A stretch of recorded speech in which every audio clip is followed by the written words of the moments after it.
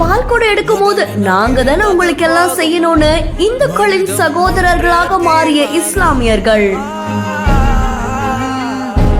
உயிர்களை இழந்தது போதும், தங்கத்தட்டுல தாங்குற மாதிரி தான் ஒவ்வொன்னத்தையும் பார்த்து பார்த்து செஞ்சிருக்காங்க.